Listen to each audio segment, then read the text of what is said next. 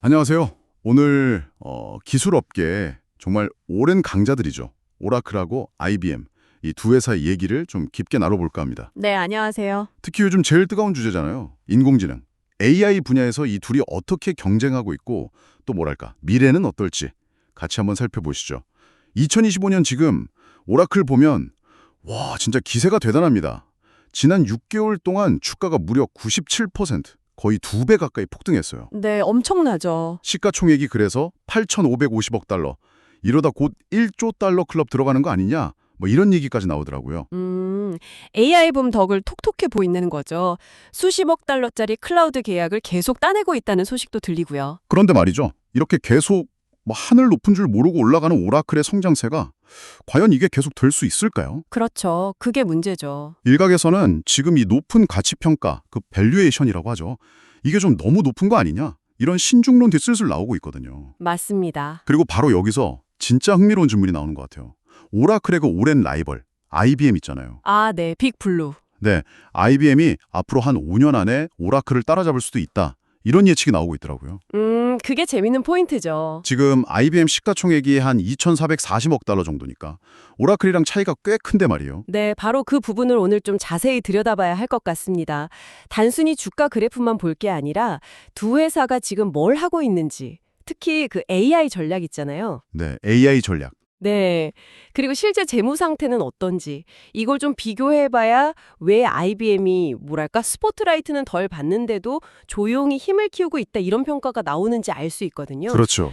그리고 정말 2030년까지 오라클 시총을 넘을 가능성이 있나 그 근거들을 하나하나 좀 따져봐야 합니다. 겉으로 보이는 거 너머의 진짜 모습을 좀 파헤쳐 보는 거죠. 좋습니다. 그럼 일단 지금 가장 핫한 오라클부터 다시 한번 짚어보죠. AI 붐, 이걸 정말 제대로 타서 클라우드 컴퓨팅 분야, 특히 그 하이퍼스케일러라고 하잖아요. 네네. 초대 규모 데이터 센터. 네, 거기서 엄청난 성공을 거두고 있다. 이건 뭐 부인할 수가 없는 사실인 것 같아요. 투자자들 기대감도 엄청나고요. 주가 수준이 아주 높죠. 그렇죠. 근데 바로 그 높은 기대, 현재의 가치 평가가 어떻게 보면 양날의 검일 수 있다는 겁니다. 아, 양날의 검이요? 네. 오라클이 지금 이 AI 하이퍼스케일러 위상을 앞으로 5년, 10년 계속 유지할 수 있을까? 이 질문이 계속 따라붙는 거죠. 그렇죠. 계속 성장할 수 있을지. 네. 현재 주가가 미래 성장성을 너무 과하게, 너무 앞서서 반영하고 있는 건 아닌가 하는 의문이 드는 겁니다. 심지어는 앞으로 5년 안에 시총이 지금보다 오히려 줄어들 수 있다. 이런 조심스러운 분석까지 나오고 있더라고요. 오, 줄어들 수도 있다고요? 네. 특히 좀 주목해야 할 부분이 최근 오라클의 잉여 현금 흐름, FCF라고 하죠. 아, 네. 프리 캐시 플로우. 네, 그게 마이너스로 돌아섰다는 사실이에요. 이게 뭘 의미하냐면 현재 AI 관련해서 투자를 엄청나게 하고 있는데 아직 그게 본격적인 현금 창출로는 이어지지 않거나 아니면 생각보다 비용이 더 많이 들고 있다는 신호일 수 있거든요. 아, 그럼 투자자 입장에서는 좀 신경 쓰이겠네요. 그렇죠. 단기적으로는 가장 좀 민감하게 볼 수 있는 부분일 겁니다. 진짜 무슨 로켓처럼 쏘아 올린 느낌이었는데 이런 급등 뒤에는 항상 좀 조정에 대한 우려가 따라붙잖아요. 특히 기술주는 변동성이 크니까 더 그렇고요. 맞습니다. 오라클이 이렇게 화려한 조명을 받는 동안 IBM, 우리가 흔히 빅블루라고 부르는 이 전통의 강자는 상대적으로 좀 조용했어요. 네, 그렇죠. 좀 조용했죠. 근데 IBM도 사실 AI 분야에서 기술력이나 역사가 상당한데 시장 관심은 좀 덜 받았단 말이죠. 혹시 이게 오히려 기회가 될 수도 있을까요? 요즘 보면 IBM 주가가 실적에 비해서 좀 낮게 평가되어 있다. 이런 분석이 많더라고요. 바로 그겁니다. IBM은 뭐랄까 좀 요란한 발표나 단기적인 주가 띄우기보다는 실제 기업 고객들하고의 관계, 좀 장기적이고 깊이 있는 관계 구축에 집중하는 경향이 있어요. 아, 고객 관계요? 네, 단순히 무슨 AI 모델 하나 딱 내세우는 게 아니라 자기들이 원래 잘하던 거 있잖아요. 메인프레임 시스템, 데이터 분석 역량, 또 깊이 있는 컨설팅 서비스, 그리고 하이브리드 클라우드 인프라까지. 네, 그렇죠. IBM의 강점들. 네, 기업 운영에 필요한 이런 모든 IT 요소에 AI 기능을 싹 다 통합시키는 이른바 풀스택 전략을 쓰고 있는 거죠. 풀스택이요? 네, 이건 마치 레고 블록처럼 각 부분을 착착 연결해서 전체적으로 시너지를 내겠다. 이런 접근 방식인데 당장 화려해 보이는 것보다는 좀 길게 보고 안정적인 수익 구조를 만들겠다는 의지로 볼 수 있습니다. 듣고 보니 두 회사의 과거 전력을 보면 현재 이 차이가 더 좀 명확해지는 것 같기도 해요. 그렇죠. 어떻게 다른가요? 예전에 간 2010년대 초반쯤에 IBM이 하드웨어 중심에서 좀 벗어나서 소프트웨어, 서비스, 클라우드 이쪽으로 막 힘을 실을 때 오라클은 오히려 그 반대로 과거 IBM이 잘했던 원스톱 IT샵 모델이 있잖아요. 아, 하드웨어부터 소프트웨어까지 다 하는 거요? 네, 그걸 더 강화하려고 했다 뭐 이런 분석도 있더라고요. 예를 들어 리눅스 운영체제만 봐도 좀 그런 면이 보여요. IBM은 레드햇 인수를 통해서 RHL이라는 아주 강력한 기업용 리눅스 브랜드를 확보했잖아요. 네, 그렇죠. 레드해. 근데 오라클 리눅스는 사실상 RHL을 기반으로 해서 자기네 클라우드 환경에 좀 맞게 수정한 버전이다 이런 평가도 있고요. 네, 그런 전력적인 차이가 현재 AI 접근 방식에서도 좀 드러나는 것 같습니다. IBM의 AI 전략에서 제일 눈에 띄는 특징은 바로 그 데이터 무결성하고 감사 가능한 정보 흐름, 이걸 거의 집착에 가깝게 강조한다는 점이에요. 데이터 무결성, 감사 가능성, 좀 어려운 말인데요. 그러니까 IBM의 그 기업용 AI 플랫폼 왓슨X 있잖아요. 이게 생성형 AI가 답을 만들 때 그냥 결과만 띡 던져주는 게 아니고요. 네. 어떤 원본 데이터를 근거로 해서 그런 결론이 나왔는지 그 출처와 과경을 같이 보여준다는 겁니다. 아, 마치 수학 문제 풀이 과정 보여주듯이요. 네, 비슷합니다. 이게 금융이나 의료, 공공기관처럼 데이터 정확성, 보안, 그리고 규제 준수 이런 게 정말 중요한 대규모 조직들한테는 엄청난 신뢰를 주는 요소예요. 아, 그렇겠네요. 그냥 믿고 쓸 수 있다, 이런 느낌이 들겠어요. 그렇죠. 믿고 쓸 수 있는 AI라는 인식을 딱 심어주는 거죠. 고객층 접근 방식도 좀 달라 보이네요.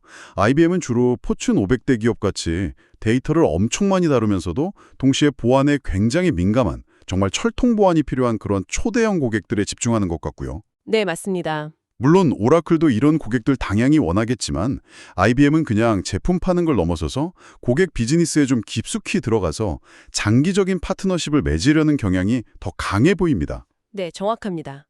그러다 보니까 계약 하나 맺기까지 뭐 보안 검증이나 성능 테스트 이런 것 때문에 시간이 좀 오래 걸릴 수는 있어요. 그건 단점일 수 있죠. 네, 그렇죠. 시간이 걸리겠네요. 하지만 일단 IBM 시스템을 도입하면 고객들이 그 생태계 안에서 꽤 오랫동안 머무르는 경향이 강해요. 소위 말하는 락인 효과가 크다고 할 수 있습니다. 그런데 IBM의 이런 좀 신중하고 깊게 파고드는 접근 방식이 혹시 너무 느린 건 아닐까요? 기술은 진짜 하루가 다르게 변하는데 그러다가 시장의 빠른 변화를 놓치는 건 아닌지 뭐 그런 우려도 있을 수 있을 것 같은데요. 충분히 그렇게 생각할 수 있는 지점입니다. 속도 경쟁에서 뒤처지는 거 아니냐 이런 걱정이죠. 네. 하지만 IBM이 타겟으로 하는 그 핵심 기업 고객들의 속성을 좀 이해할 필요가 있어요. 이런 대기업들, 특히 금융이나 헬스케어, 제조업처럼 규제가 아주 강한 산업 분야의 고객들은요, 단순히 최신 기술이라는 이유만으로 섣불리 시스템을 바꾸지 않거든요. 아, 그렇죠. 안정성이 중요하죠. 네, 속도만큼이나 아니 어쩌면 그 이상으로 안정성, 보안, 그리고 기존 시스템과의 호환성, 이걸 훨씬 더 중요하게 생각합니다. 데이터 하나하나의 정확성, 그 출처, 그리고 만약 문제가 생겼을 때 책임 소재를 분명히 할 수 있는 그 감사 가능성, 이게 정말 중요해요. 신뢰군요, 결국. 네, IBM은 바로 그 신뢰라는 지점을 파고드는 겁니다. 겉으로 보기에는 다른 경쟁사들보다 AI 사업 속도가 뭐 한두 해 정도 늦어 보일 수도 있어요. 하지만 IBM은 이걸 단거리 경주가 아니라 마라톤으로 보고 접근하는 거죠. 마라톤이요? 네.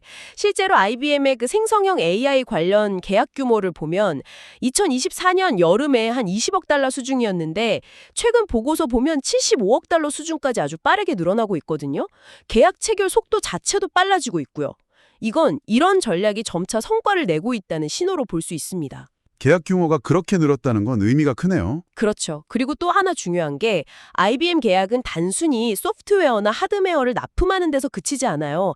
대부분 자기네 그 방대한 컨설팅 조직하고 연계된 장기적인 파트너십으로 이어지는 경우가 많습니다. 아, 컨설팅까지요? 네, 기술 도입부터 활용, 관리까지 다 통합적인 서비스를 제공하면서 고객과의 관계를 더 단단하게 만드는 거죠. 재무적인 측면을 비교해보면 두 회사의 현재 상황 차이가 더 확연히 드러나는 것 같아요. 네, 그렇죠. 재무제표를 보면요. 아까 말씀하셨듯이 오라클 잉여 현금 흐름, FCF가 지금 마이너스 상태잖아요. 대규모 투자가 진행 중이다. 뭐 이런 의미겠죠. 네, 투자를 많이 하고 있다는 거죠. 것 같고요. 그렇죠. 현금 창출 능력이 안정적이라는 거죠. 총 매출의 규모 자체도 현재로서는 IBM이 오라클보다 더 크고요. 네, 아직은 그렇죠. 그리고 주가가 기업 가치를 얼마나 반영하는지 보여주는 그 밸류에이션 측면에서도 차이가 꽤 커요. IBM은 현재 FCF 대비 한 20배, 그리고 미래 예상 순이익 대비로는 한 22배 수준에서 주가가 형성되어 있거든요. 상대적으로 좀 낮다고 볼 수 있죠. 그렇죠. 근데 오라클은 미래 예상 순이익 대비 37배 수준이에요. IBM보다 훨씬 높은 기대를 받고 있는 거죠. 즉, 시장이 오라클의 미래 성장성에 훨씬 더 높은 점수를 주고 있다. 이렇게 볼 수 있겠네요. 네. 바로 그 지점들을 다 종합적으로 고려했을 때 일부 분석가들은 현재 IBM 주가가 기업의 실제 가치에 비해서 좀 저평가되어 있다. 이렇게 판단하는 겁니다. 아, 저평가 상태다. 네. 그리고 이런 추세가 계속된다면 2030년쯤에는 IBM의 시가총액이 지금 이 격차를 뒤집고 오라클을 넘어설 가능성도 충분히 있다. 이렇게 예측을 하는 거죠. 2030년의 역전 가능성이요? 와. 물론 뭐 미래는 아무도 모르는 거지만 향후 5년 정도의 투자 관점에서 본다면 IBM 주식은 안정적인 현금 흐름하고 상대적으로 낮은 밸류에이션을 바탕으로 좀 꾸준한 성과를 낼 가능성이 높아 보이고요. 네, 안정성. 반면에 오라클 주식은 이미 높은 기대치가 다 반영되어 있으니까 변동성이나 조정 가능성이 상대적으로 좀 크다고 볼 수 있다는 시각입니다. 그렇죠. 기대가 크면 부담도 크니까요. 네.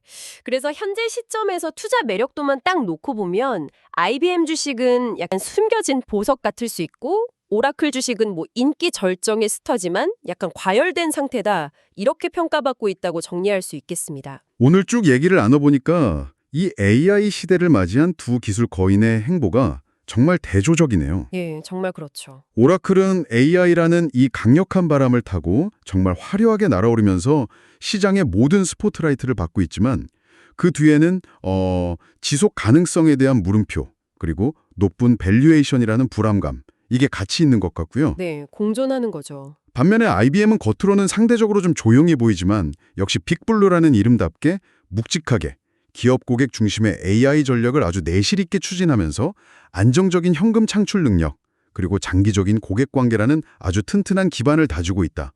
이걸 알 수 있었습니다. 네. 그리고 현재 시장에서는 그 가치를 아직 충분히 인정받지는 못하고 있다. 이런 평가가 나오고 있고요. 맞습니다. 이 두 기업 사례는 단순히 뭐 어느 회사 주식이 더 오를까 이런 질문을 넘어서요. AI라는 이 최첨단 기술이 실제 비즈니스 세계에서 어떻게 받아들여지고 또 가치를 만들어내는지에 대한 아주 흥미로운 통찰을 준다고 생각합니다. 네, 저도 그렇게 생각합니다. 특히 복잡하고 규제가 많은 그런 기업 환경에서는 단순히 기술의 참신함이나 속도뿐만 아니라 신뢰성, 보안, 기존 시스템과의 통합 같은 요소들이 얼마나 중요한지를 보여주는 거죠. 그렇죠. 화려한 헤드라인이나 뭐 단기적인 성과 발표 뒤에 숨어 있는 기업의 장기적인 전략이나 재무 건전성을 꼼꼼히 들여다보는 게 왜 중요한지 아마 여러분께서도 다시 한번 생각해 보시는 계기가 되지 않았을까 싶습니다. 마지막으로 이런 질문을 한번 던져보면서 마무리하고 싶습니다. 데이터의 신뢰성, 감사 가능성, 그리고 장기적인 파트너십을 강조하는 IBM의 이 마라톤 같은 접근, 네, 마라톤 전략. 그리고 시장 변화에 더 빠르게 반응하면서 스포트라이트를 받는 오라클식의 접근 방식. 이 둘 중에 앞으로 더욱 고도화되고 중요해질 기업 비즈니스 환경에서 궁극적으로 더 큰 힘을 발휘하게 될 AI의 본질은 과연 무엇일까요? 중요한 질문이네요. 어쩌면 느리지만 확실하게 신뢰를 차곡차곡 쌓아가는 방식이 결국에는 더 깊고 지속적인 가치를 인정받게 될지도 모르겠습니다. 여러분의 생각은 어떠신가요?